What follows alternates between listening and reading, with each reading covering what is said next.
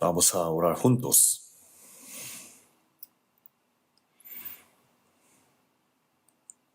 Dios, nuestro Padre, santo y misericordioso que nos amas, que estás en los cielos. En este fin del mundo que tú has determinado, nos has salvado y nos has santificado, nos has separado de este mundo lleno de pecados para servirte en el cuerpo de la iglesia, para predicar el Evangelio y para obedecerte. Y te damos gracias por siempre estar con nosotros, guiándonos. En toda parte del país, en toda parte del mundo, están muchas iglesias predicando el Evangelio para llevar a cabo la misión que tú nos has encomendado en este fin del mundo. A todos los hermanos que se están esforzando, a pesar de las dificultades, tratando de guardar la fe, a todos ellos te pedimos que añadas el poder del Espíritu Santo y la sabiduría. Ayúdanos para que nosotros podamos llevar a cabo bien la misión de la predicación del Evangelio, que nos permitas la paz y la libertad hasta el fin. El mundo cada día se está llenando de pecado y no sabemos qué va a suceder el día de mañana. Está lleno el mundo de peligros. Sin tu ayuda no podemos hacer nada.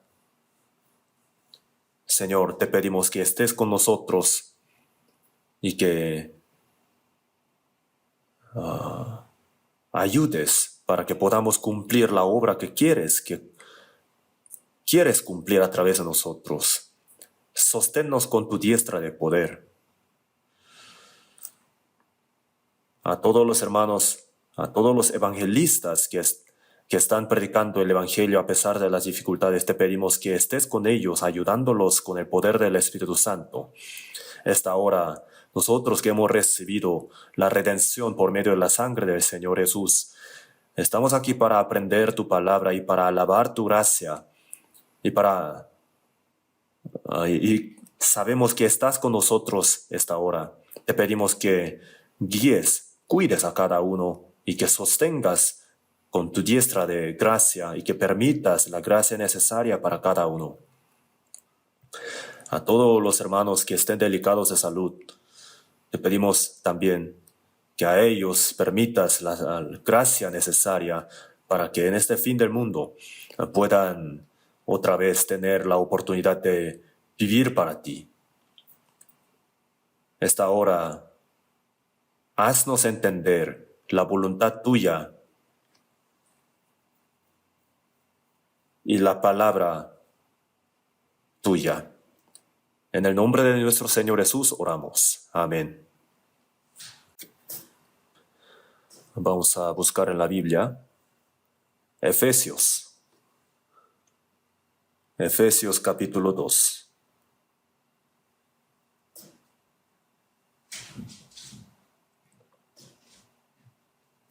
Efesios capítulo 2, versículo del 1 al 5. Vamos a leer juntos. Efesios capítulo 2, versículo del 1. Y Él os dio vida a vosotros, cuando estabais muertos en vuestros delitos y pecados, en los cuales anduvisteis en otro tiempo, siguiendo la corriente de este mundo, conforme al príncipe de la potestad del aire, el espíritu que ahora opera en los hijos de desobediencia, entre los cuales también todos nosotros vivimos en otro tiempo en los deseos de nuestra carne, haciendo la voluntad de la carne y de los pensamientos. Y éramos por naturaleza hijos de ira, lo mismo que los demás. Pero Dios, que es rico en misericordia, por su gran amor con que nos amó, aun estando nosotros muertos en pecado, nos dio vida juntamente con Cristo. Por gracia sois salvos.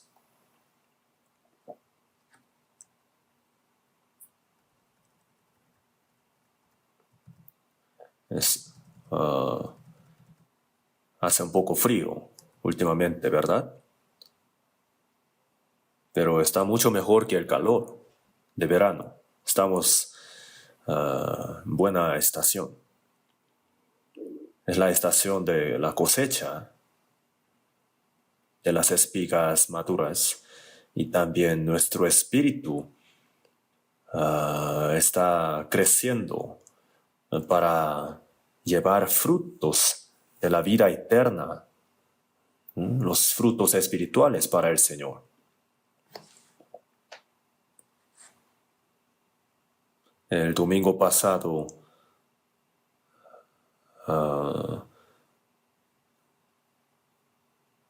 les he hablado acerca de lo que está sucediendo en el Oriente Medio con el título de Israel y Muslim. De todo nuestro corazón anhelamos y oramos para que no ocurra una guerra más grande. Por supuesto que todo va a ser conforme a la voluntad de Dios.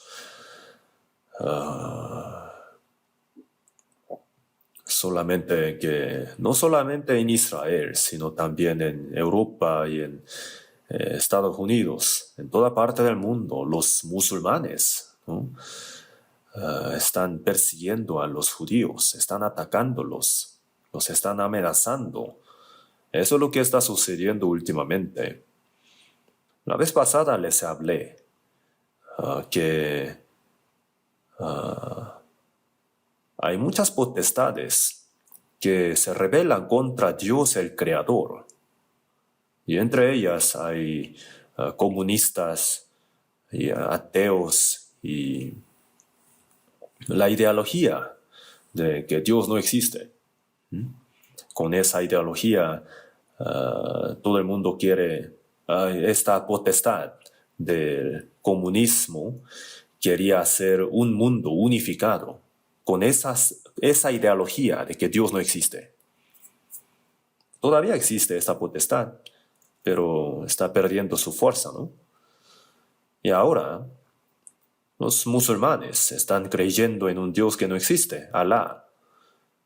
Y esa potestad tiene fuerza ahora. Está en toda parte del mundo.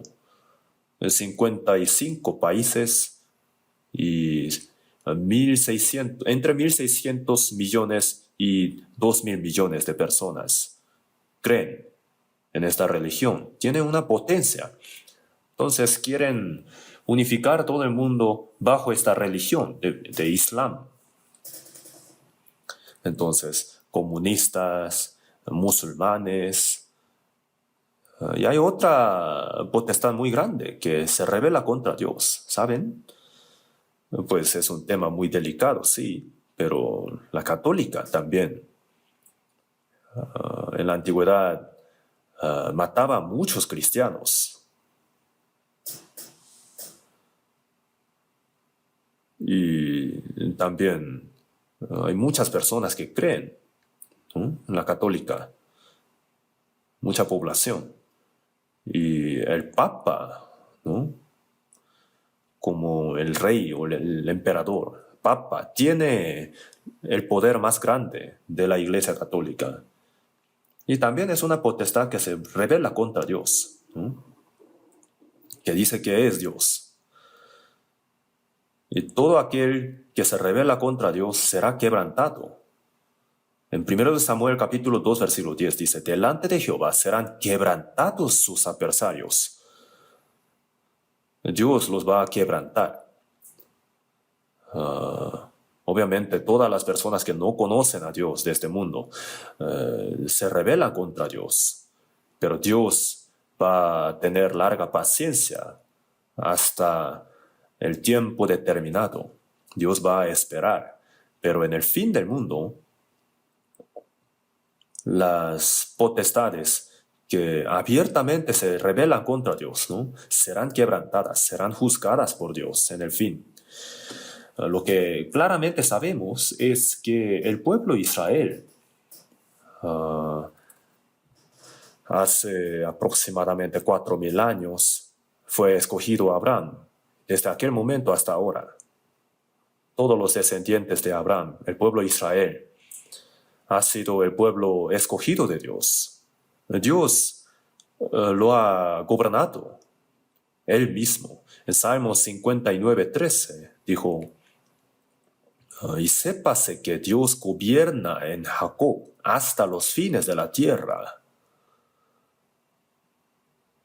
Lo que todo el mundo tiene que saber es que Dios está gobernando en medio del pueblo de Israel. Nosotros sabemos bien de la Biblia, entonces sabemos que el pueblo de Israel es un pueblo muy pequeño que vive en la parte central del mundo. Pero Dios se manifiesta a sí mismo. ¿Quién es Dios? A través de este pueblo, a través de su historia, ¿no? Dios da a entender qué tipo de bendición permite a los que obedecen a Dios y también qué tipo de castigo da a los que se rebelan contra la palabra de Dios. Lo ha enseñado muy bien a través de la historia del pueblo de Israel. Cuando el pueblo de Israel rechazó a Cristo por causa de ese pecado, a partir de ese momento, durante 2000 años aproximadamente, una historia tan larga, ha sido esparcido por toda parte del mundo y ha recibido tantas aflicciones y ha sido masacrado. Y así ha sido destruido el pueblo de Israel por el pecado de rechazar a Cristo. Pero como una evidencia de que Dios todavía no ha muerto, Dios en este fin del mundo lo ha recuperado de una manera milagrosa. Entonces, el año 586 antes de Cristo perdió el reino y 70 después de Cristo perdió el territorio. Así fue esparcido entre toda parte del mundo. Entonces, después de 2600 años aproximadamente, el año 1948 se independizó el pueblo de Israel. Es una historia imposible. Es una historia realmente milagrosa. Entonces, le quitaron a los árabes esa tierra, ¿no? El pueblo de Israel. Y al día siguiente, después de la independencia, hubo guerra. La primera guerra del Oriente Medio, la segunda, la tercera y la cuarta, han habido grandes guerras. Pero todas las veces el pueblo de Israel ganó. Como sabemos muy bien, David y Goliat, ¿no? David era un pastor de ovejas, era un joven, y Goliat era general, era entrenado, un soldado entrenado, y también era gigante. Tenía 6 dedos en sus manos y pies. Era como un monstruo. Goliat, entonces, como, como un trueno, decía hacia el pueblo de Israel: si de verdad existe Dios en que ustedes creen, salgan para pelear conmigo. Todo el pueblo de Israel entonces sentía miedo, pero este joven, pastor de ovejas, cuando fue a ver a sus hermanos, lo vio y peleó contra Goliat, ¿verdad? Goliat tenía un escudo muy grande y también su lanza era muy grande, era un monstruo, pero David nada más era un joven, un niño, el pastor de ovejas, y en su mano tenía la honda para tirar las piedras, ¿no? Esa cosa. Con esa honda fue contra Goliat. Y dijo: tú vienes a mí con espada y lanza y jabalina, mas yo vengo a ti en el nombre de Jehová de los ejércitos. David tiró la piedra, pero ¿quién la condució? Dios. Entonces se enterró en la frente de Goliat. Era un general muy grande, pero la piedra se enterró en la frente. ¿Y quién la podrá soportar? ¿Quién la podrá sobrevivir? David no tenía la espada en ese momento, entonces quitó la espada de Goliat y le decapitó, y así lo mató. Y eso no termina siendo una historia, ¿no? Y esa historia no termina ahí. David entonces después conquistó otros países alrededor y fue un gran rey de Israel y fue una sombra de Cristo, ¿no? Lo ha dicho en la Biblia, ¿no? Y el pueblo de Israel, a través de su historia, Dios ha manifestado su poder. Hasta el fin lo va a hacer. Jeremías capítulo 31. Mientras queda las reglas, las leyes de la luna y de las estrellas para luz de la noche, para que parte el mar y braman sus ondas. Jehová de los ejércitos es su nombre. Estas leyes, si faltaren estas leyes delante de mí, dice Jehová, también la descendencia de Israel faltará para no ser nación delante de mí eternamente. ¿Qué quiere decir esto? Mientras existen las leyes de la naturaleza, el pueblo de Israel también va a permanecer. Cuando el pueblo de Israel estaba bajo la esclavitud en Babilonia por causa de pecado de idolatría, violar los mandamientos de Dios. Cuando estaba así, Dios le dijo esto. El pueblo de Israel puede parecer destruido, pero no para siempre. En Jeremías capítulo 33 también sale una palabra muy similar. Mientras existen las leyes de la naturaleza, el pueblo de Israel jamás va a ser eliminado por completo.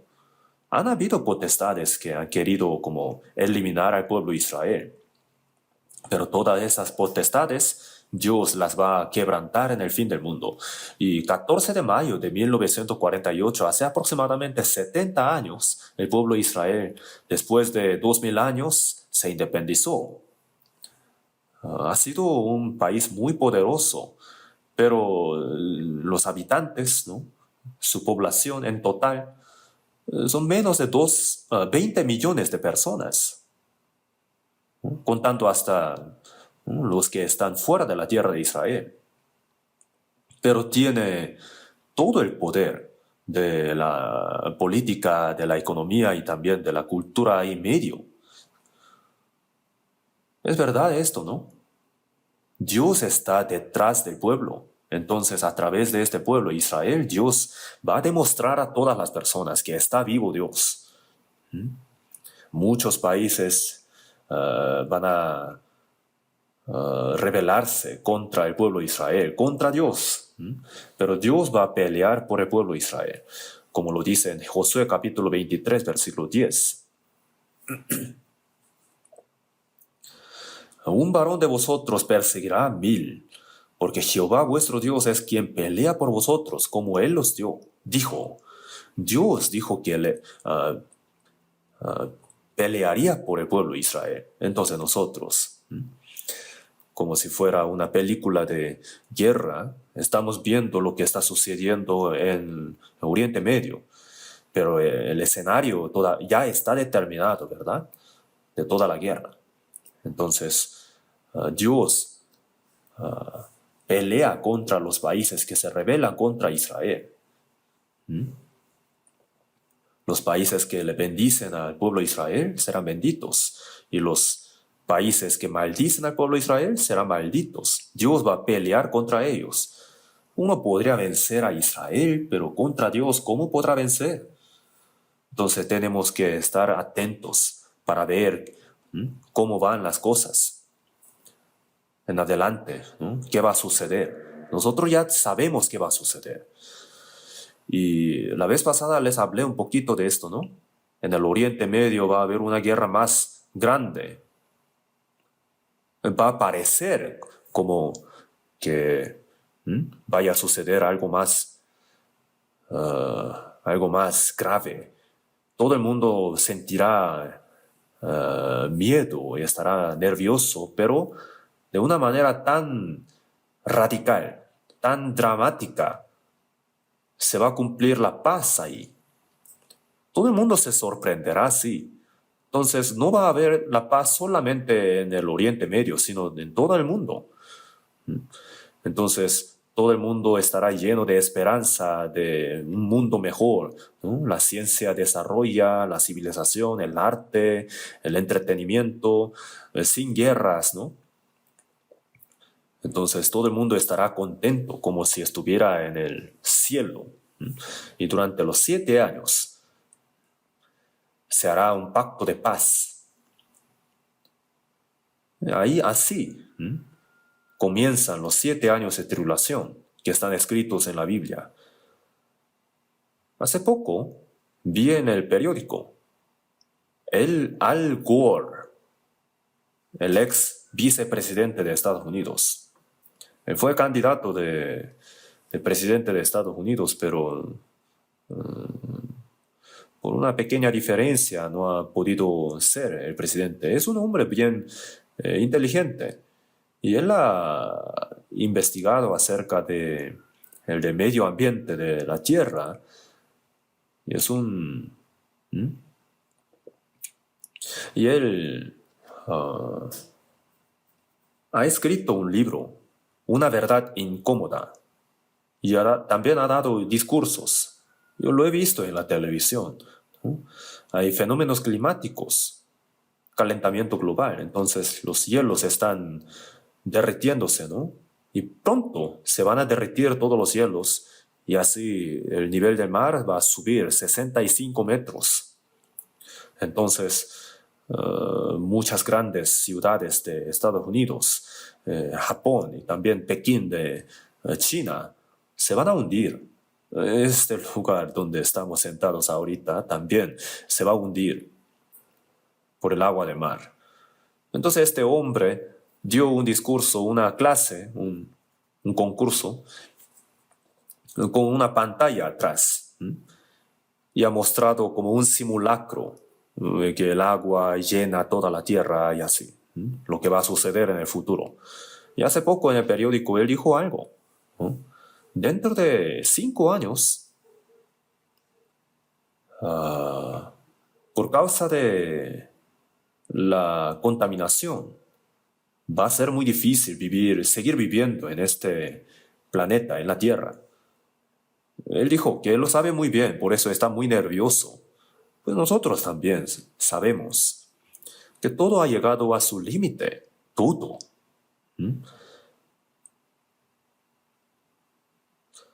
La naturaleza, el medio ambiente se está cambiando demasiado. El mundo está lleno de pecados, hay peligro de guerras. Entonces, la tierra va a ser destruida. Y el expresidente, el ex vicepresidente Gore, dijo que la humanidad pronto será aniquilada por causa del medio ambiente. Así ha dicho. Y Henry Kissinger ha dicho, si Estados Unidos y China no tienen paz entre ellos, dentro de 5 o 10 años, ocurrirá la Tercera Guerra Mundial. Entonces, el reloj del fin del mundo está como 90 segundos para las 12. Ya no quedan minutos, quedan segundos.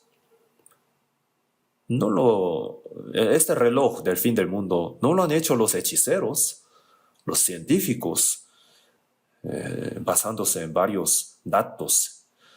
Han puesto así. Entonces, está como una bomba de tiempo, ¿verdad? Pronto va a explotar. Pero la gente no cree. ¿Será? Así dicen. La Biblia también dice así, ¿no? Cuando digan paz y seguridad, paz y seguridad. Van a creer que el mundo se está mejorando, pero entonces vendrá sobre ellos destrucción repentina, como los dolores a la mujer encinta, y no escaparán. El Evangelio será predicado en toda parte del mundo, y así vendrá el fin del mundo. Lo sabemos muy bien. Hemos recibido la salvación en este fin del mundo. Hace 2000 años aproximadamente, en Jerusalén, inició el Evangelio y ha sido predicado en Europa, hasta Estados Unidos, y ha dado una vuelta hasta aquí, hasta el Oriente Extremo, Corea del Sur. Ha entrado muy tarde, ¿no? Y ahora estamos predicando el Evangelio en toda parte del mundo. Y es como una última oportunidad antes de terminarlo todo. Una oportunidad para recibir la salvación, para todas las personas que no hayan recibido la salvación. Pero esta oportunidad no va a durar largo. Es como, ¿cómo se llama ese tiempo? El tiempo de que se da un poquito en un partido de fútbol, ¿no? Después de los 90 minutos. Me parece así. Entonces, no piensen, hermanos, que llegará un mundo mejor para estar cómodos. Dice la Biblia, mas el fin de todas las cosas se acerca. Sed pues sobrios y velad en oración. Tenemos que estar sobrios, tenemos que estar despiertos. Y también, segunda de Pedro 3 ha dicho, en el cual los cielos pasarán con grande estruendo, y los elementos ardiendo serán deshechos. Puesto que todas esas cosas han de ser deshechas, ¿cómo no debéis vosotros andar en santa y piadosa manera de vivir, esperando y apresurándoos para la venida del día de Dios, en el cual los cielos encendiéndose serán deshechos, y los elementos siendo quemados se fundirán? Pero nosotros esperamos, según sus promesas, cielos nuevos y tierra nueva, en los cuales mora la justicia. Cuando el mundo se acabe, el fin de todas las cosas está muy cerca, estamos muy cerca al cielo. Entonces, esperamos, según sus promesas, cielos nuevos y tierra nueva. Tenemos que prepararnos para entrar en ese mundo, ¿verdad?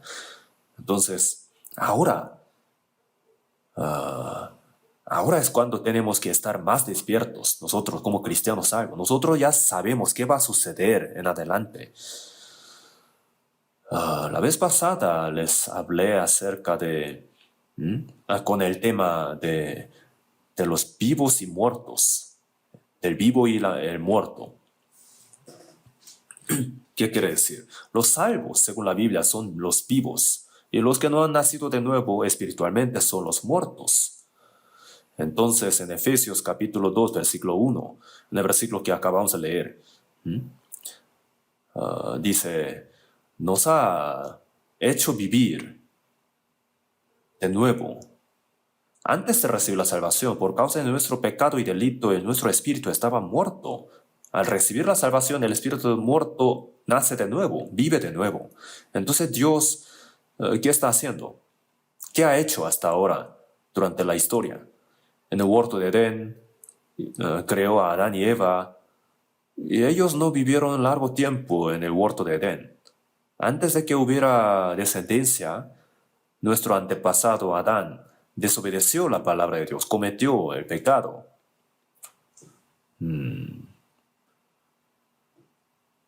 Comió del árbol de la ciencia del bien y del mal, desobedeciendo. El día que de él comiere ciertamente morirás, había dicho, ¿no?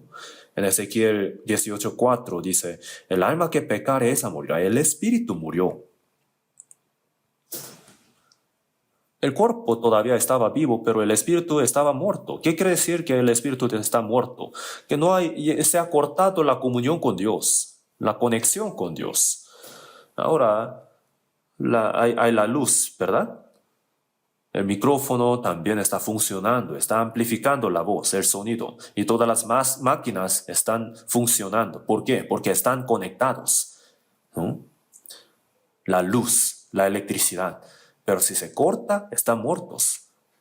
Por eso, se dice así, si uno tiene una relación cortada con Dios, está muerto. Entonces, nos ha hecho vivir de nuevo. ¿Qué quiere decir? Esta conexión con Dios se ha recuperado. Por eso, en 1 de Corintios 6, 17, pero el que se une al Señor, un espíritu es con él. Mi espíritu y el espíritu de Dios están unidos, están conectados, ya no pueden ser separados, están conectados.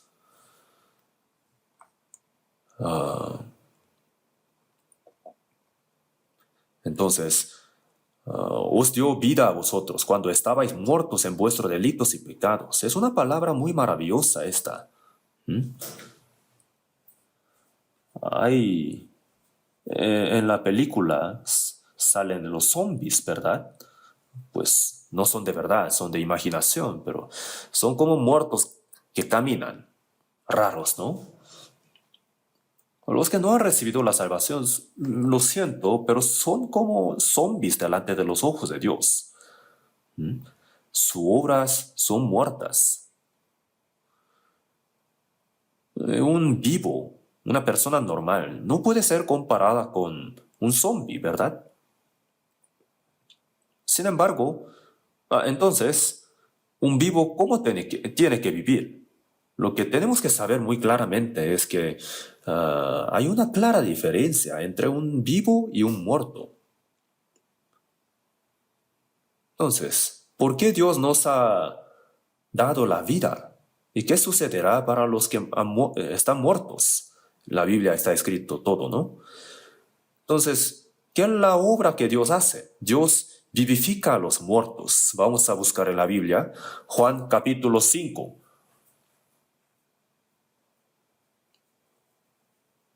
Juan capítulo 5, versículo 17. Vamos a buscar en la Biblia.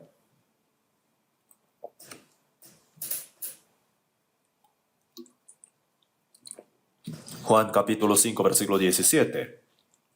Y Jesús les respondió, mi Padre hasta ahora trabaja y yo trabajo. Mi Padre hasta ahora trabaja y yo trabajo. Dios está trabajando. ¿Qué trabajo? La obra de la creación, según Génesis 2:1, fueron pues acabados los cielos y la tierra. Al séptimo día, acabó Dios en el día séptimo la obra que hizo y reposó el día séptimo de toda la obra que hizo. La creación de toda la tierra, todas las cosas y el universo se acabó en 6 días. Algunos dicen así, ¿no? Contando los 24 horas, dentro de 6 días nada más, Dios pudo hacerlo todo. Algunos dicen también así, ¿no? En segunda de Pedro dice, para con el Señor un día es como 1000 años. Entonces, el primer día, segundo día, tercer día de Génesis capítulo 1 seguramente se referirán a 1000 años. ¿No? Cada día 1000 años, así. Pero ¿qué creen, hermanos? ¿Dios necesitará tiempo para crear algo? Para un ser humano, para hacer un pan, tiene que sembrar la semilla, tiene que llevar la espiga y también el grano y lo tiene que moler, hay que hacer flor de harina y así puede hacer el pan. Pero Jesús lo hizo de la nada, ¿verdad? Del aire. 5 panes y 2 peces, con eso. De hecho, no fue con eso, sino lo creó de la nada. Dios es el creador. No hay nada que no pueda hacer Dios. Dios es todopoderoso. Entonces, Dios no necesita el proceso. Jesús era Dios mismo. Entonces, era igual que Dios. Él lo podía hacer de la nada así. Entonces, Dios necesita 24 horas para hacer la luz en el primer día y en el segundo día, ¿no? La expansión y en el tercer día separó la tierra de las aguas y creó los árboles y plantas según su género, según su especie. No necesitaría en realidad las 24 horas. Un segundo sería suficiente para Dios. ¿Qué creen? ¿Qué le parece, hermanos? ¿Dios necesitaría un tiempo largo para crear algo? Para un hombre, para construir una casa, según su tamaño, se va a tardar mucho el tiempo, ¿verdad? Pero Dios no necesita el tiempo. Con el poder de Dios lo puede hacer de un momento al otro. Sea la luz y fue la luz. La luz, esta luz se refiere al sol. Originalmente no existía el sol. En el principio creó Dios los cielos y la tierra. Los cielos y la tierra fueron creados, pero en el primer día Dios creó el sol. Sea la luz, ¿no? El primer día se refiere al sol. El sol es 1.3 millones de veces más grande que la tierra. Es un fuego. Y sin el sol nada puede vivir, ¿verdad? Pero lo hizo en un solo día. ¿Les parece raro esto, acaso? Durante los 6 días Dios lo creó todo y se acabó. Acabó Dios en el día séptimo la obra y reposó. Entonces Dios, ¿por cansancio acaso reposó? No, ya no quedaba nada más. Por esa razón reposó. En el séptimo día, el octavo día, seguía reposando porque ya no tenía más trabajo que hacer. ¿Mm? Pero cuando inició otra vez su trabajo, mi padre hasta ahora trabaja, Jesús ha dicho. Entonces, ¿desde cuándo? Génesis capítulo 3, a partir del momento de que Adán cometió el pecado, Dios está trabajando algo nuevo, ¿no? El padre hizo un escritorio muy hermoso, pero el niño con un martillo lo ha roto, lo ha quebrantado todo. ¿Mm? Entonces el padre otra vez tiene trabajo, ¿no? De la misma manera, por causa del pecado de Adán. Entonces Jehová Dios formó al hombre del polvo de la tierra y sopló en su nariz aliento de vida. Fue el hombre un ser viviente. ¿Qué quiere decir? El espíritu vivo. Pero ese espíritu murió. ¿Y qué hay que hacer con este espíritu? Hay que vivificarlo. Vivificarlo. El espíritu muerto del delito y pecado. ¿Cómo lo puede vivificar? Por causa de delito y pecado ha muerto. Entonces la manera de vivificarlo es fácil. No es fácil. No es algo sencillo esto. Dios es justo por esa razón. La paga del pecado es muerte. Dios, entonces, de su parte, tiene que pagar la paga de pecado. Digamos que una persona fue vendida como esclavo. ¿Y qué hay que hacer para comprar a esa persona? Hay que pagarlo, ¿sí o no? No en balde. Hay que pagar. Y eso no es algo fácil de hacer. La creación de los cielos y la tierra, Dios lo creó todo solamente con su palabra, ¿no?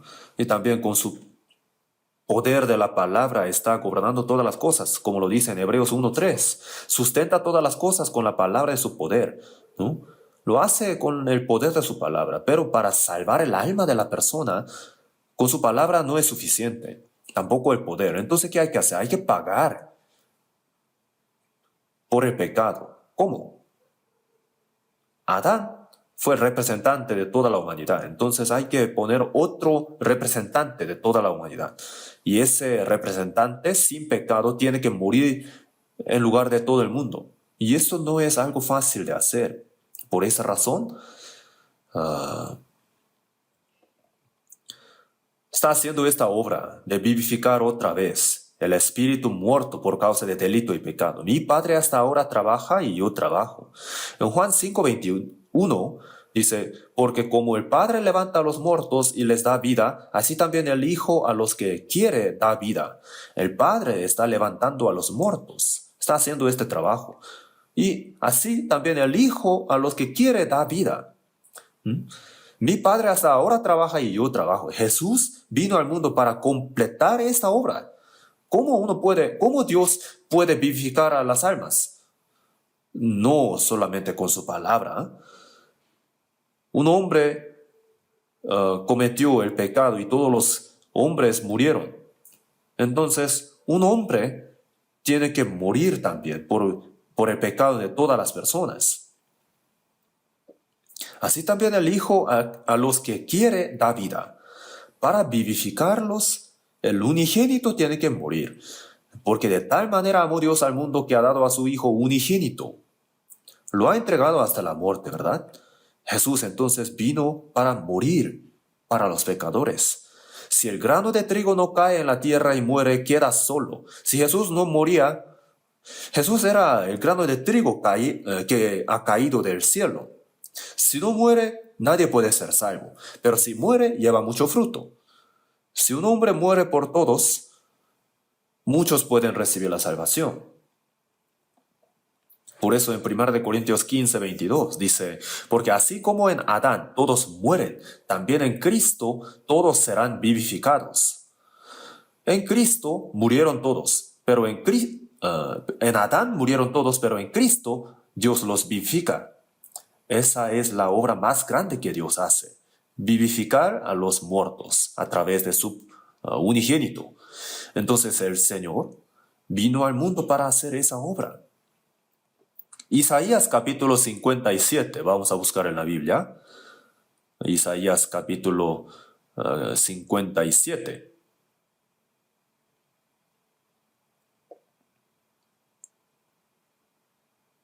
Versículo 15. Isaías 57, versículo 15. Porque así dijo el alto y sublime, el que habita la eternidad y cuyo nombre es el Santo. Yo habito en la altura y la santidad, y con el quebrantado y humilde de espíritu, para hacer vivir el espíritu de los humildes, y para vivificar el corazón de los quebrantados. Porque no contenderé para siempre, ni para siempre me enojaré, pues decaería ante mí el espíritu y las almas que yo he creado. Ya, el alto y sublime, el Altísimo. Dios es el Altísimo, ¿verdad? No hay quien sea más alto que Él. Lucero, el diablo, quería sentarse en ese trono y fue expulsado, ¿no? El arcángel Lucero.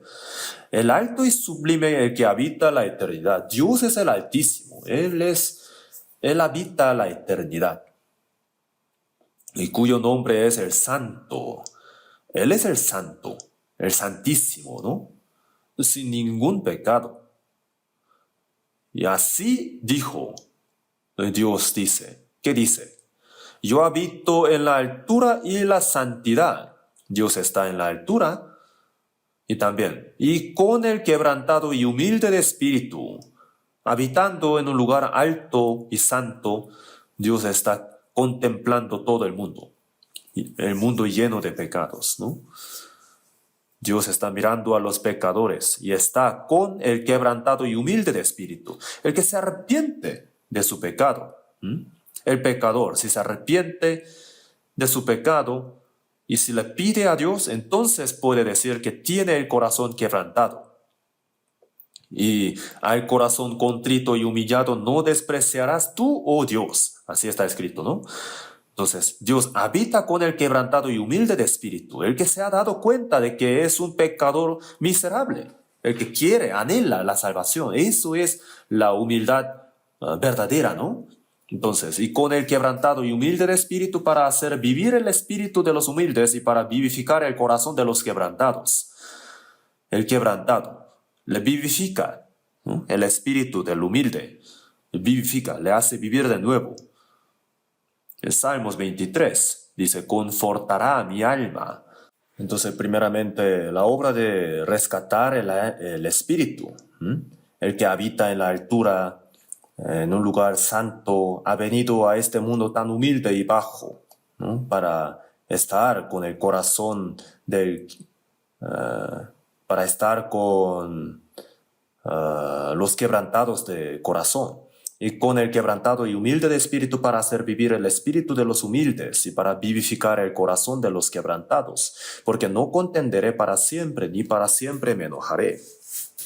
Por causa del pecado del hombre, el hombre fue expulsado del huerto y la tierra fue maldita y Dios ha declarado el dolor y el esfuerzo y muerte sobre el hombre. Dios se airó contra el hombre por causa del pecado. Dios es santísimo, entonces no tolera el pecado. Sin embargo, porque no contenderé para siempre, ni para siempre me enojaré. No para siempre se enojará. Por largo tiempo, para siempre, viene de la misma palabra. ¿Pero por qué? ¿Por qué no se enojará para siempre con el hombre? Para dar la oportunidad de arrepentirse al hombre, ¿no? Le está dando la oportunidad de recibir la salvación. Y Dios vivificará el corazón del quebrantado del corazón. Porque no contenderé para siempre, pues decaería ante mí el espíritu y las almas que yo he creado. Por si se caigan, por si sean destruidos los espíritus que Dios creó. Dios no quiere que el espíritu sea destruido. Dios se va a irar, pero no para siempre. no quiere meter al espíritu en el infierno eternamente. Pues decaería ante mí el espíritu y las almas que yo he creado. Por eso, Dios hace la obra de vivificar el espíritu de un pecador muerto, ¿no? Entonces, 1 Corintios 15:22, porque así como en Adán todos mueren, mi espíritu estaba muerto, pero también en Cristo todos serán vivificados. Por causa de Jesucristo, cualquier persona puede vivir de nuevo. Eso es el trabajo que Dios está haciendo. Por eso en 1 Corintios 15:45 ha dicho, fue hecho el primer hombre Adán, alma viviente. Y Génesis 2, Adán fue espíritu vivo, el alma viviente, pero el postrer Adán, espíritu vivificante. Por causa del pecado, el espíritu vivo murió, entonces se requiere un espíritu vivificante. Jesús vino al mundo como espíritu vivificante, el postrer Adán, el segundo Adán. Jesús ha muerto y ha iniciado una nueva vida. El segundo Adán, el postrer Adán, el espíritu vivificante. Jesús es el espíritu vivificante. En Adán habíamos muerto y en Jesús estamos vivos, ¿verdad? Entonces, Juan 6, del 47 al 48, pone, de cierto os digo, el que cree en mí tiene vida eterna. Yo soy el pan de vida. Yo soy el pan de vida, dijo. Y en el versículo 51 dice, yo soy el pan vivo que descendió del cielo. Si alguno comiere de este pan, vivirá para siempre. Jesús es el pan de vida que ha venido del cielo, el pan vivo.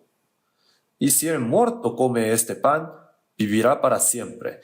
Comer se refiere a creer, el que cree, ¿no? El que come a Jesús vive para siempre. El que come vive para siempre, por la fe. Entonces, la comida se come por la boca, pero el pan de vida lo podemos comer de nuestro corazón. Comer es creer. El que cree en mí tiene vida eterna, ha dicho. En Génesis capítulo 3, versículo 24, Adán, después de cometer el pecado, cuando fue expulsado del huerto de Edén, en el huerto de Edén también estaba el árbol de vida. El árbol de vida y el árbol de la ciencia del bien y del mal.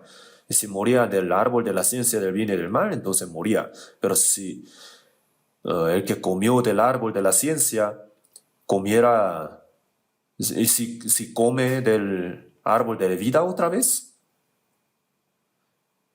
no tenía que comer, ¿verdad? Entonces Dios lo escondió. ¿Cómo? En Génesis capítulo 3, 24 dice que Dios puso querubines alrededor del huerto. Donde estaba el árbol de vida, Dios lo rodeó con querubines para que nadie se pudiera acercar. Y una espada encendida que se revolvía por todos lados. Espada encendida de fuego. Estaba rodeando alrededor del árbol de vida. Y cada persona que se acercaba moría. Para guardar el camino del árbol de la vida, Dios entonces escondió el árbol de la vida. El pecador no puede ir por este camino al árbol de la vida. Si come de ese árbol puede vivir para siempre. Entonces, para salvarnos, entre el pecador y la vida está la muerte. Si el pecador se acerca para comer, muere. Entonces, Jesús vino para llenar esa grieta. Vino y murió. Jesús, por medio de su muerte en la cruz, ha abierto el camino al árbol de la vida. Por medio de su muerte, se ha abierto el camino de la vida. cuando le atravesaron con una lanza su costado, cuando salió la sangre, la puerta del cielo se abrió. Y así nos ha dado el árbol de la vida. Yo soy el pan vivo que descendió del cielo. Si alguno comiere de este pan, vivirá para siempre. Por causa de la paga del pecado, Jesús murió en la cruz y resucitando nos ha dado su vida también. Entonces, la muerte y la resurrección, la redención y la vida nueva. Por medio de su muerte nos quitó la enemistad contra Dios y por medio de su resurrección nos ha dado la vida. Entonces creemos que Jesús derramó su sangre por perdonar nuestros pecados y por medio de su resurrección nos ha dado nueva vida. En 1 Pedro capítulo 1 versículo 3 nos hizo renacer para una esperanza viva por la resurrección de Jesucristo de los muertos. Por medio de la resurrección nos ha dado una nueva vida. Entonces la redención y la nueva vida. El agua y el Espíritu Santo se refieren a esos dos. Entonces Jesús ha dicho, yo soy el pan vivo que descendió del cielo. Si alguno comiere de este pan, vivirá para siempre. Por medio de la cruz de Jesús, tenemos el camino a la vida eterna, el camino a Dios. Dios lo ha abierto. En Juan 5:25 dice, viene la hora y ahora es, cuando los muertos oirán la voz del Hijo de Dios, y los que la oyeren, vivirán. Viene la hora y ahora es, los muertos por su pecado y delito oirán la voz del Hijo, y los que la oyeren vivirán. Jesús nos ha perdonado nuestros pecados. Al escuchar este evangelio, el hombre vive de nuevo. Romanos capítulo 1, versículo 16. Evangelio porque es poder de Dios para salvación a todo aquel que cree. ¿Cuál es el contenido del evangelio? Que Jesús por nuestros pecados murió, así nos ha perdonado nuestros pecados y por medio de la resurrección nos ha dado la vida. Así es el evangelio, ¿no? El mensaje. La muerte, la resurrección, la redención y nueva vida. Eso es el evangelio. Entonces, al escuchar la palabra del evangelio, al entenderlo, Colosenses 1:6 dice, que ha llegado hasta vosotros así como a todo el mundo desde el día que oísteis y conocisteis la gracia de Dios en verdad. El día que uno entiende la gracia de Dios es el día de la salvación. Ahí, ¿no? Al entenderlo, el alma, el espíritu que había muerto por causa de su delito y pecado vive de nuevo y los que la oyeren vivirán. Es maravilloso esto, ¿no? Jesús entonces, Dios entonces planificó la salvación para los muertos. Y por medio de la historia del pueblo de Israel, Dios prometió la venida de Cristo, la muerte y la resurrección. Jesús entonces vino al mundo conforme a esa promesa y cargó nuestros pecados y murió y resucitó. El Espíritu Santo ahora está testificando esta historia. 2 Corintios 6:1 dice, así pues nosotros los predicadores del Evangelio, colaboradores suyos, os exhortamos también a que no recibáis en vano la gracia de Dios. Los colaboradores de Dios. Jesús vino al mundo para hacer la obra de vivificar a los muertos. Murió así. Muriendo en la cruz, nos pagó por completo la paga de pecados. Resucitando, nos ha dado la vida. Entonces Jesús, resucitado, dijo, como me envió el Padre, así también yo os envío. Jesús completó la obra de la salvación en la cruz y después de resucitar nos dice, pero recibiréis poder cuando haya venido sobre vosotros el Espíritu Santo y me seréis testigos en Jerusalén, en toda Judea, en Samaria y hasta lo último de la tierra. Nos ha dado la obra que Jesús completó, a predicar de la obra que Jesús ha completado. Mi Padre trabaja, yo trabajo. Entonces, Dios también trabaja con nosotros para predicar el Evangelio, para rescatar las almas perdidas. ¿No es algo maravilloso esto? Dios está trabajando, Jesús ha completado la obra y el Espíritu Santo está obrando. Nosotros también lo hacemos. Isaías 55:3 ha dicho, inclinad vuestro oído y venid a mí, oíd y vivirá vuestra alma. Al escuchar la palabra y entenderla, el Espíritu vive de nuevo. Dios entonces está haciendo esta obra de vivificar las almas perdidas, almas muertas. Vamos a buscar en la Biblia. En Primera de Juan, capítulo 4, versículo 9.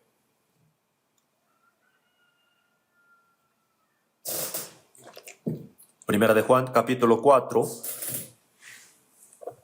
versículos 9 y 10. Leamos juntos.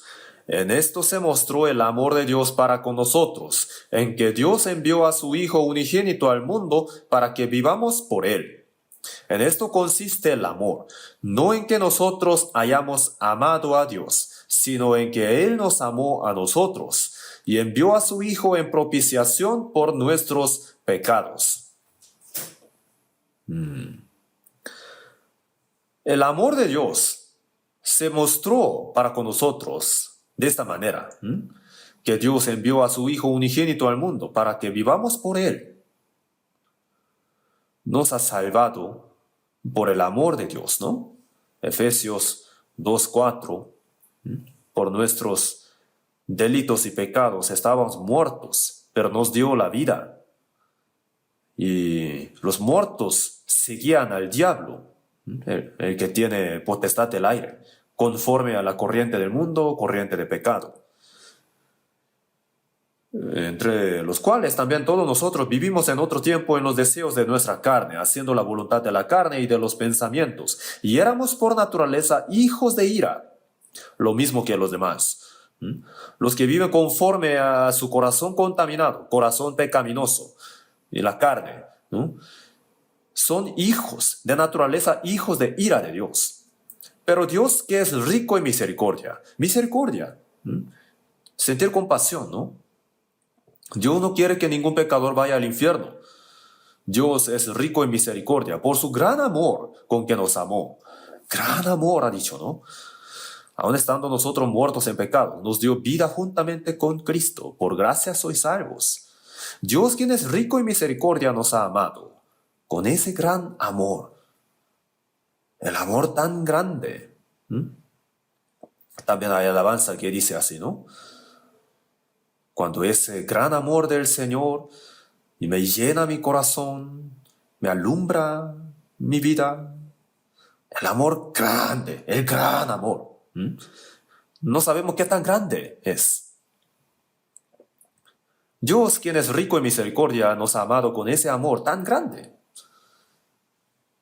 Y ese gran amor así se manifestó, que envió a su Hijo unigénito al mundo, para que vivamos por Él. Lo mandó al mundo y lo hizo morir en la cruz, para que nosotros vivamos en Él. Dios entregó a su Hijo unigénito hasta la cruz, hasta la muerte. Ese gran amor. Jesús manifestó ese gran amor en la cruz, ¿no? ¿Qué tan grande es este amor? Efesios 3 dice, seáis plenamente capaces de comprender la anchura, la longitud, la profundidad y la altura. El amor, entonces, ¿qué tan alto es?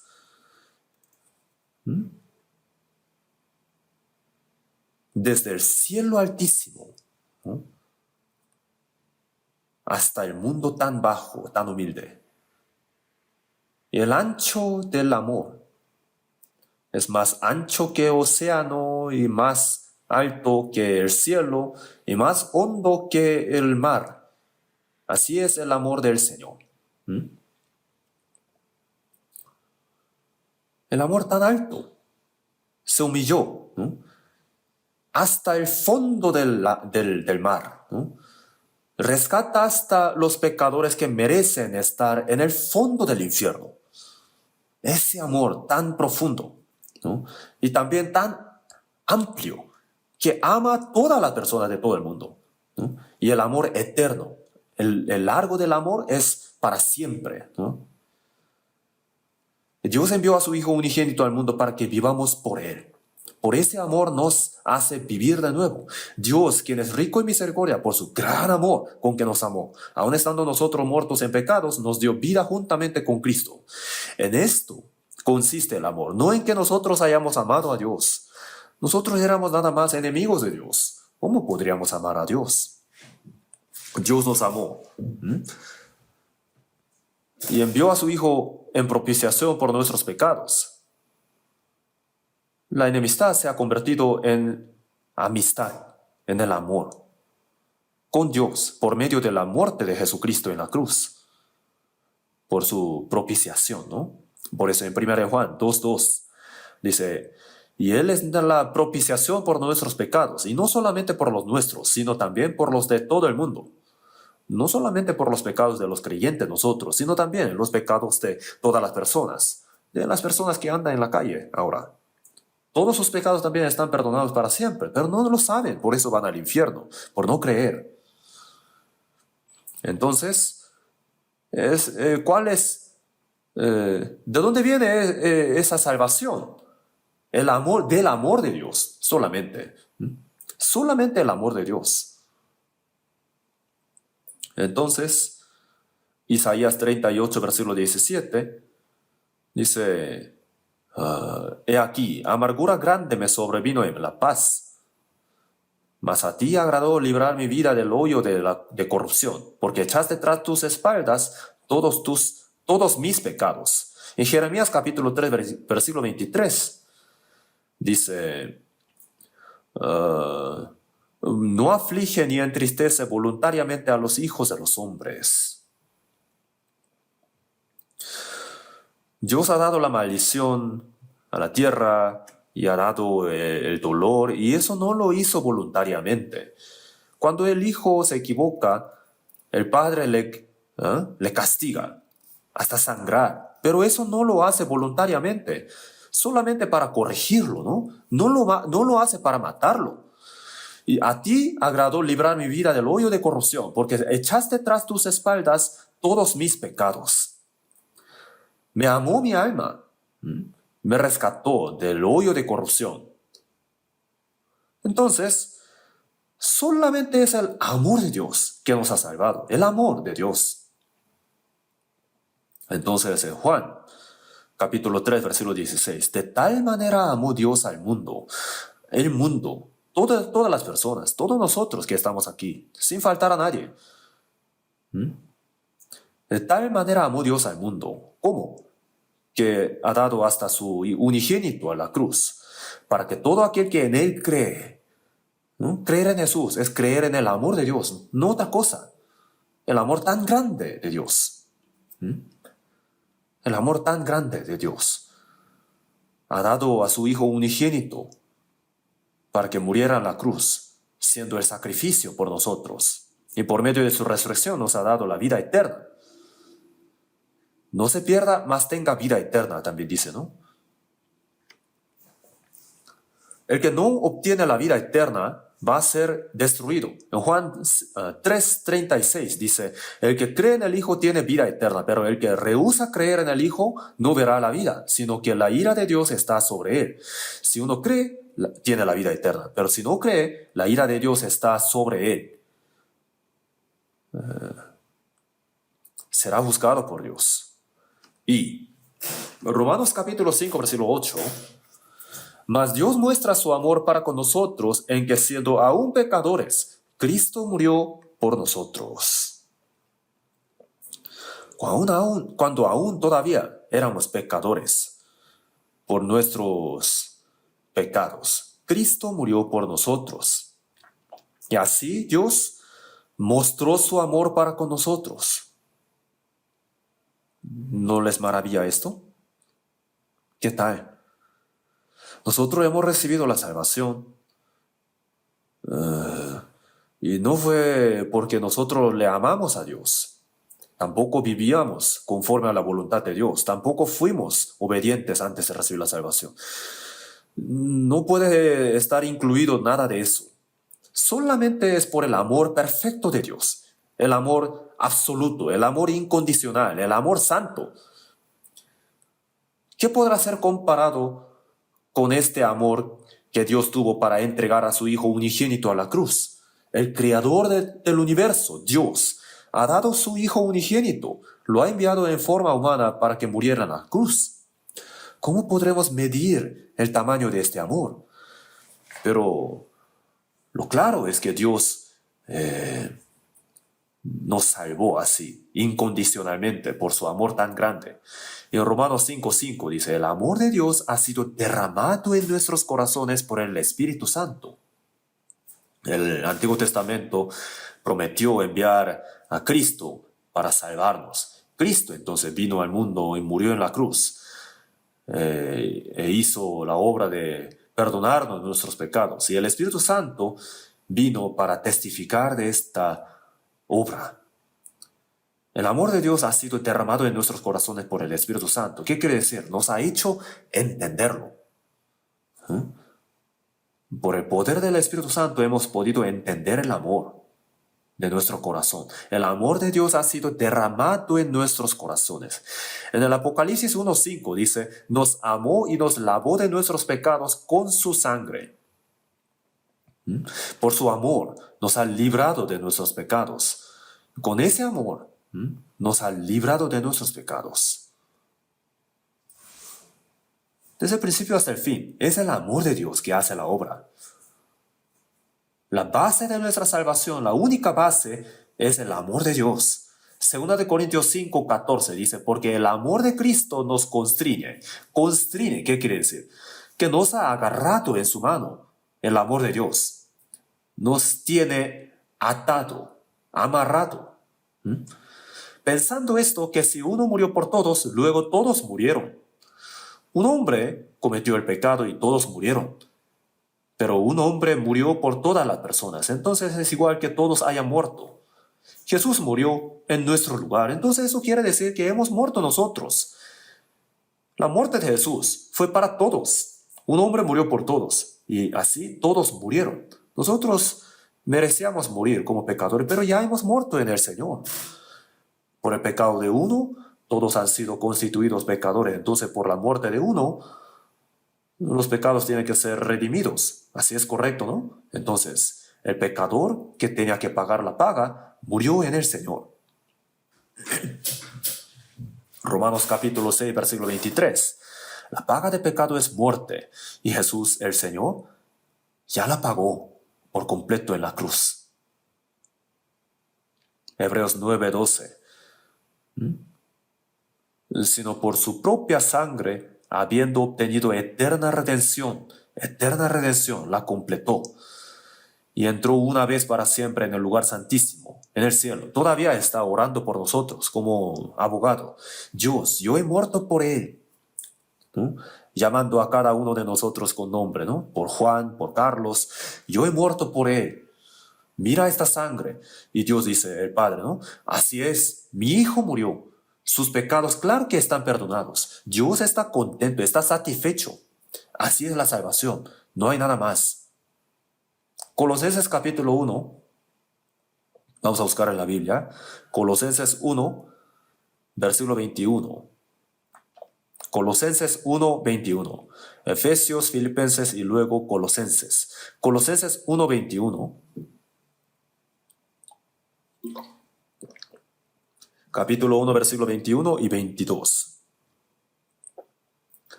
Y a vosotros también, que erais en otro tiempo extraños y enemigos en vuestra mente, haciendo malas obras, ahora os ha reconciliado en su cuerpo de carne, por medio de la muerte, para presentaros santos y sin mancha e irreprensibles delante de él. En otro tiempo, antes de recibir la salvación, extraños y enemigos en vuestra mente haciendo malas obras. ¿Cierto, no? Éramos enemigos. Estábamos lejos de Dios. Y de corazón, de nuestra mente, éramos enemigos de Dios. Y qué terrible es ser enemigo de Dios. Si hay algún enemigo que siempre me quiere matar, que siempre me persigue, ¿cuánto miedo me daría? ¿Verdad?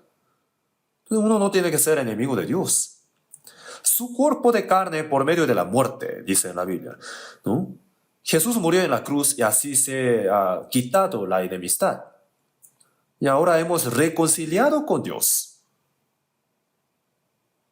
Al creer en esto, hemos sido reconciliados. Y la enemistad ya se nos ha quitado.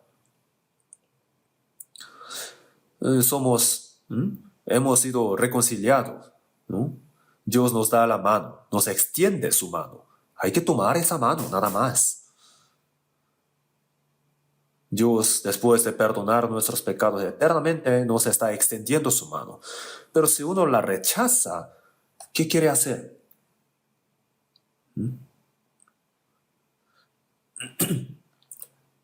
¿Para qué nos ha salvado? ¿Para qué ha reconciliado? Para presentaros santos sin mancha e irreprensibles delante de Él. Para presentaros santos y sin mancha e irreprensibles. No solamente nos quiere salvar, sino también nos quiere hacer santos, sin mancha e irreprensibles. Nos quiere poner delante de Dios así, gloriosos. Eso es el propósito. Entonces, hemos sido perdonados de nuestros pecados, hemos sido salvos. Pero ¿cómo podemos estar así tan santos delante de Dios, sin mancha ni defecto, así irreprensibles? El hecho de que hayamos recibido la salvación es por la gracia de Dios nada más. Efesios 2:8 dice, porque por gracia sois salvos por medio de la fe. ¿Cierto, no? Solamente por la gracia de Dios hemos sido salvos. No hay que mezclar otra cosa. ¿Y cómo podemos ser santos? Por la gracia hemos sido salvos. Entonces, recibiendo la vida del papá y de mamá, el niño nace. Después que viene, hay que crecer, ¿verdad? Después de dar a luz, ¿lo echan afuera? No, lo crían. Lo bañan todos los días, le hacen tomar leche, le visten. ¿Cuánto amor le dan? El amor de los padres, ¿no? Sin el amor de la familia, sin el cuidado de la familia, ¿cómo puede crecer un niño? Entonces, después de recibir la salvación, ¿cómo podemos crecer como un santo y justo y sin mancha e irreprensible delante de Dios? En el amor de Dios podemos crecer así.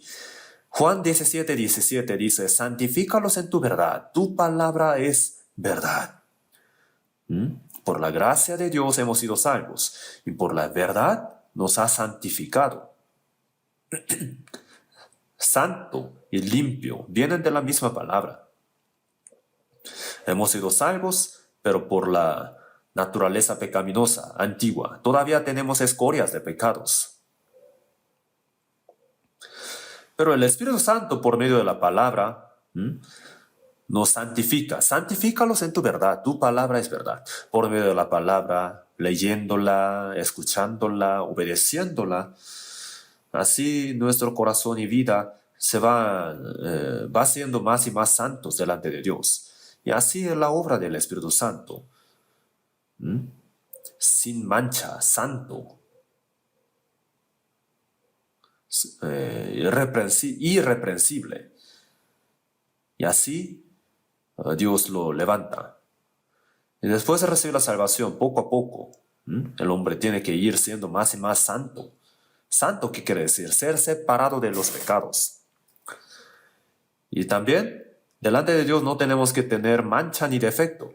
Todavía tenemos muchas manchas, ¿no?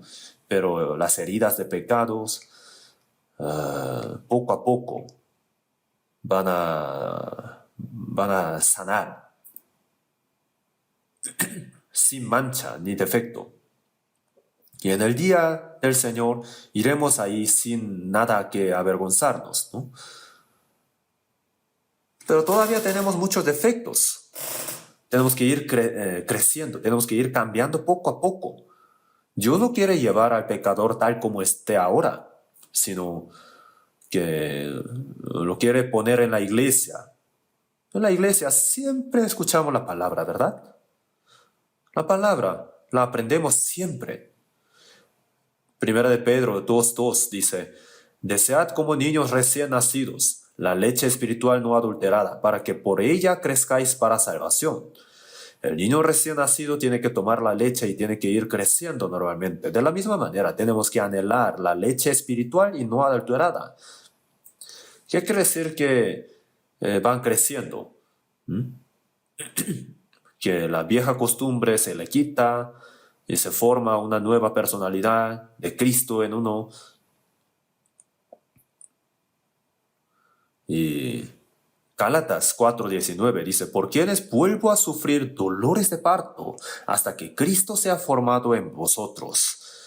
Para dar a luz La mujer siente mucho dolor, pero después de eso, también criando a los niños. El apóstol Pablo entonces predicaba el evangelio y muchas personas recibían la salvación, pero después de recibir la salvación todavía eran como niños.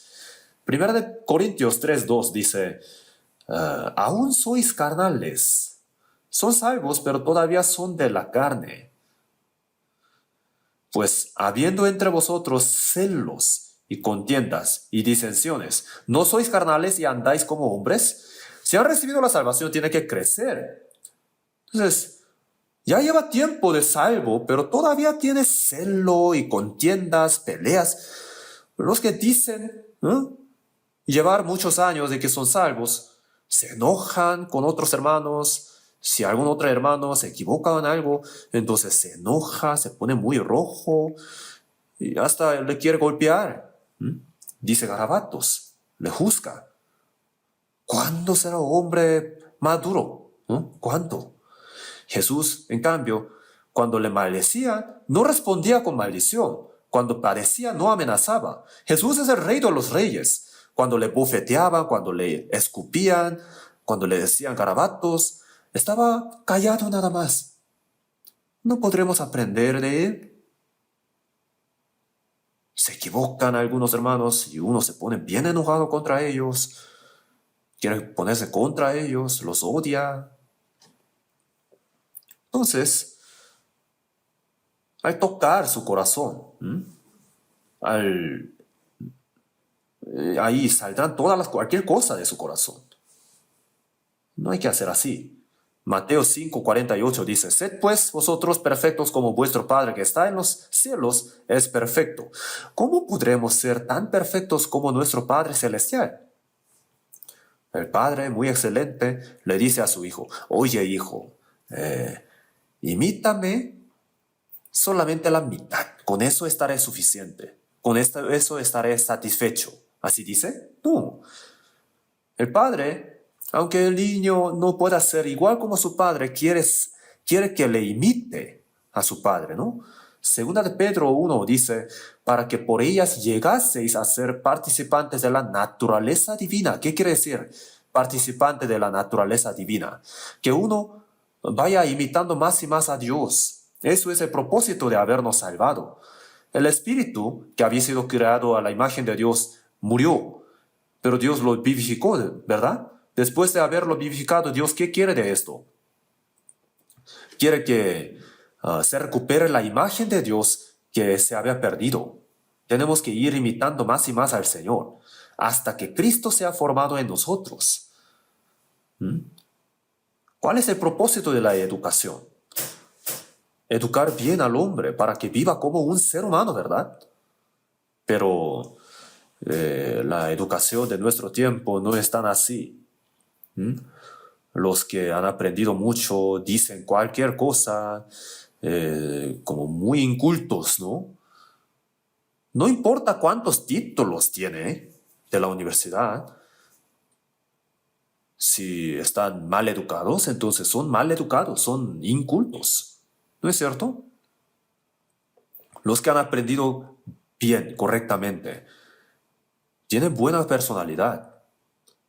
Y nosotros somos imitadores de Cristo. En la iglesia, ¿qué hacemos? Siempre aprendemos la palabra. ¿Para qué?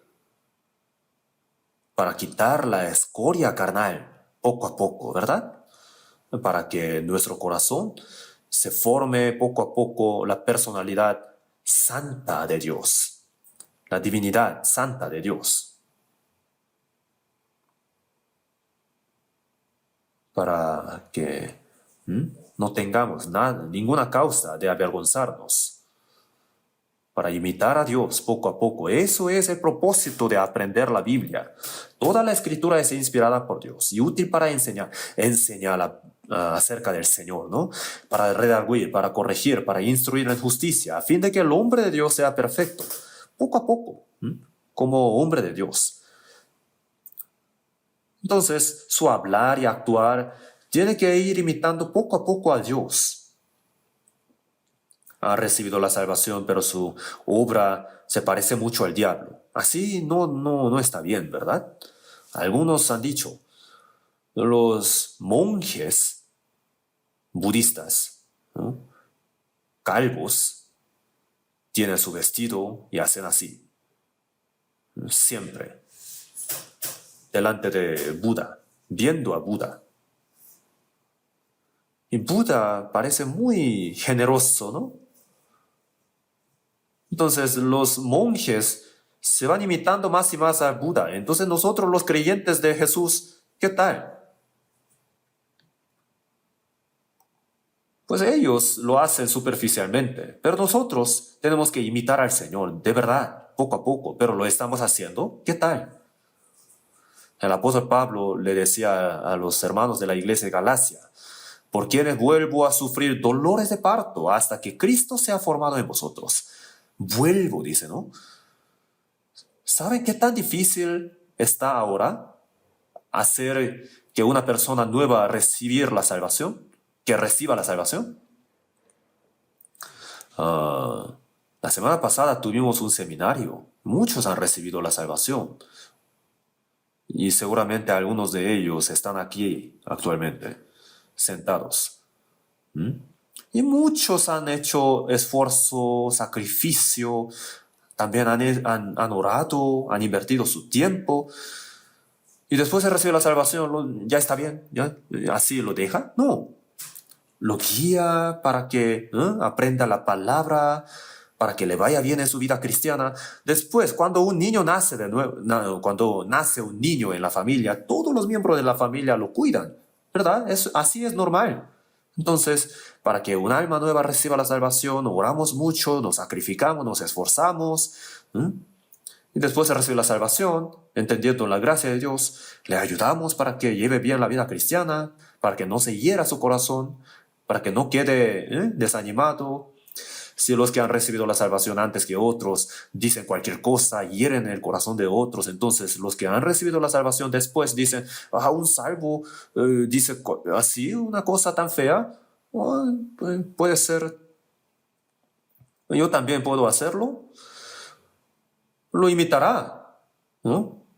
El hermanito imita a su hermano grande, ¿sí o no? Entonces, el Señor no se ve, pero los salvos se ven, ¿verdad? Si se actúa mal, entonces los nuevos dirán,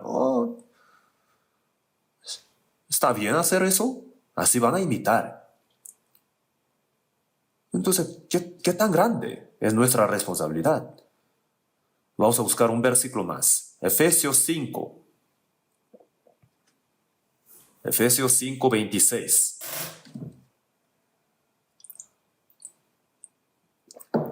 Efesios capítulo 5, versículo 26 y 27. Leamos juntos. Para santificarla, habiéndola purificado en el lavamiento del agua por la palabra, a fin de presentársela a sí mismo una iglesia gloriosa, que no tuviese mancha ni arruga ni cosa semejante, sino que fuese santa y sin mancha.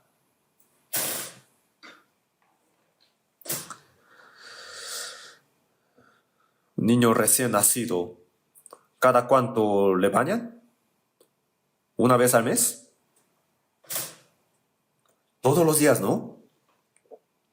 Al principio yo no entendía eso. El niño recién nacido, qué tan sucio puede estar? Pero todos los días lo bañan. Lo tienen que bañar para que circule bien la sangre. Y pues, no sé, muchas cosas, pero hay tantas cosas que tiene que limpiar. Después de recibir la salvación también. Habiéndola purificado en el lavamiento del agua por la palabra, por medio de la palabra. Sin el agua, ¿cómo pueden lavar? Israel está teniendo una guerra y allá en Gaza falta el agua. No hay agua para bañarse. Entonces, está realmente difícil la situación ahí. El cuerpo siempre se baña, siempre se ducha, siempre lo adorna, lo maquilla, hace cualquier cosa. Pero, ¿por qué no adorna su corazón? Todos los días hay que leer la Biblia, hay que escucharla, Hay que obedecer, aprendiendo, ¿no? Así, tiene que limpiarse, santo, con el lavamiento de agua por la palabra, ¿no? Poco a poco, tiene que ir siendo más y más santo. Tiene que apuntar a un grado más alto para que imitemos más a Cristo, ¿no? A fin de presentársela a sí mismo una iglesia gloriosa. Jesús es nuestro marido y nosotros somos la iglesia gloriosa delante del Señor. Dios le hizo caer un sueño profundo sobre Adán y le quitó un costado, un hueso de costado, y con eso hizo la mujer. Entonces Adán, después de echar pestaña, ¿no?, dormir, se despertó y delante de sus ojos, ¿quién estaba? Miss Eva, ¿no? Con una sonrisa tan hermosa. Miss Universo, ¿no? Entonces Adán estuvo muy contento y dijo, esto es ahora hueso de mis huesos y carne de mi carne. Jesús es nuestro marido y nosotros somos su esposa. Pero el pecador caído, antes de recibir la salvación, era pecador vil. Y después de recibir la salvación, tiene que ir limpiándose poco a poco, más y más santo cada día, como iglesia gloriosa, como a Eva, ¿verdad? Tan hermosa. El Señor quiere ponernos así, como iglesia gloriosa. En Efesios 5, por eso, compara esa relación. Cristo, el marido, y la iglesia, su esposa. Es un misterio según ese versículo, ¿no? A fin de presentársela a sí mismo una iglesia gloriosa, que no tuviese mancha ni arruga, ni cosa semejante, sino que fuese santa y sin mancha. Dios nos quiere poner así. Después de recibir la salvación, poco a poco tenemos que ir imitando al Señor, ¿no? Cuando venga el Señor, cuando venga el novio, se va a decir, novio, entra marchando, está bien hermoso, pero la esposa, la novia, ya lleva 3 meses sin bañarse. Su pelo está arriba, así, y todo el cuerpo está lleno de polvo, entonces el marido se va a asustar, ¿no? Entonces la esposa, la novia, tiene que aparecer, tiene que tener una apariencia tan hermosa, ¿no? De toda su vida, en la boda, está más hermosa, ¿verdad? Entonces, Apocalipsis 19 dice, gocémonos y alegrémonos y démosle gloria, porque han llegado las bodas del Cordero y su esposa se ha preparado, y a ella se le ha concedido que se vista de lino fino, limpio y resplandeciente, porque el lino fino es las acciones justas de los santos. No solamente tenemos que regocijarnos porque está muy cerca la venida del Señor, sino también tenemos que estar preocupados, tenemos que pensar cómo nosotros estaremos delante del Señor, sin mancha, sin arruga, sin nada que, así como irreprensibles. Para que seamos así, Dios nos ha salvado. Somos vivos, no somos muertos. Tenemos que vivir como los vivos. Hoy hasta aquí la palabra. Vamos a orar juntos. Dios nuestro Padre misericordioso,